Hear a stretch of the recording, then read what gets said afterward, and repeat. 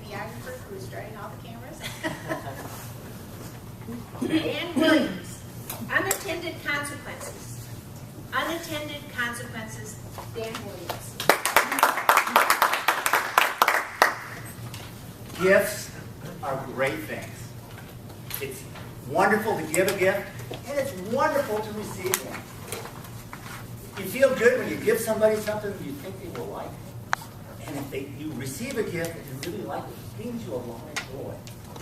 But sometimes those gifts can have some unexpected consequences to them. This morning I'm going to tell you about a gift that my son Christopher gave me and the unexpected consequences of that gift. But before I tell you what the gift is, I want to tell you how it happened. In 1968, I was drafted into the United States Army.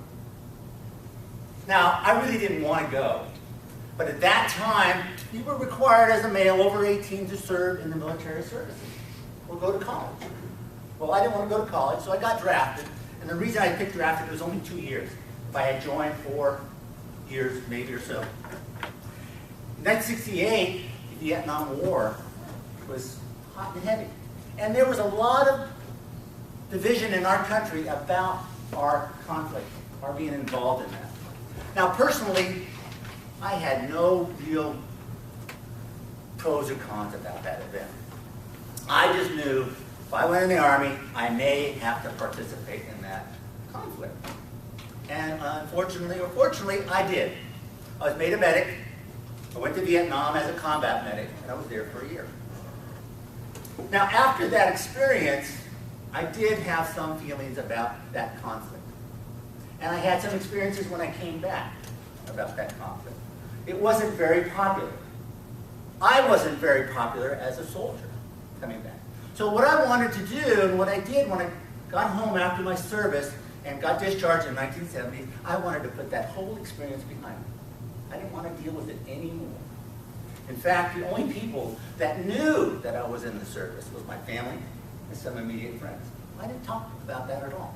I used it a couple times when I got my first house. The GI Bill cost me $1 to move in. Pretty good deal. And it paid for my college. But other than that, nobody else knew that I was ever in the service. I was rather embarrassed, a little bit ashamed of our participation and my participation. But now let's go about 25, 27 years ahead. My son Christopher is 12 years old. He has just finished being a Cub Scout and ready to go in the Boy Scouts. And the troop we were going to join invited us to this event called Camporee. Camporee, about 200-300 boys get together, go up in the hills, they go camping, they do campfires, they food and games, and just have a great time. This is a wonderful way to get a boy involved in scouting. And the second night we were there, they had this big campfire. And scouts have a lot of ceremonies.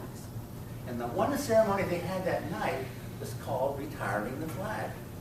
When an American flag that's been flying over some government building can't be used anymore, it is retired, it is burned. And only 2 organizations can do that. That is the U.S. military or the Boy Scouts.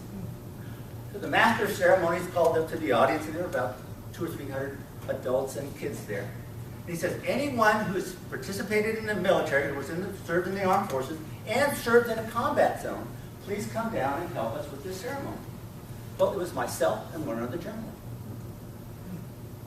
After finishing the ceremony, came back up and sat with my son, and Christopher looked up to me and he goes, Dad, were you in the Army?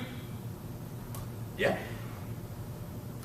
And you were in a war? That's what they called it. Did you get shot? No, I didn't get shot. I mean, I got shot at, but I was one of the lucky ones. I never got hurt. Now, over the years, Christopher did ask me a little bit more about my experience, and I shared some mementos that I had with him. But, I kind of downplayed it. Well, at 17, Christopher was working on his Eagles project. And one day we were working together on it, he goes, Dad, did you ever get any medals or awards for being in the Army? I go, no, I don't know.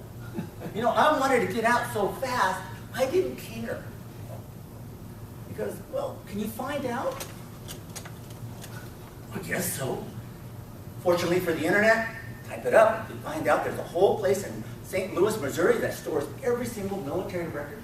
So we wrote to them, and about a month and a half later, this big envelope comes by. And in it are these little boxes that have ribbons in it, and medals, and these little papers that tell you how you got them. I was pretty impressed. But, I put them back in the envelope, put them in the drawer, forgot about it. Well, my son did finish his Eagle project. And not only was I the scoutmaster, I am his dad. And I was really proud of my boy. My wife and I got him this frame to put his Eagle certificate, and he gets a ribbon. It looks like a military badge, He hung it up there. We put it on the mantelpiece. My wife and I are there just grinning, telling our son, we're so proud of you. Well, Christopher comes up and he does this.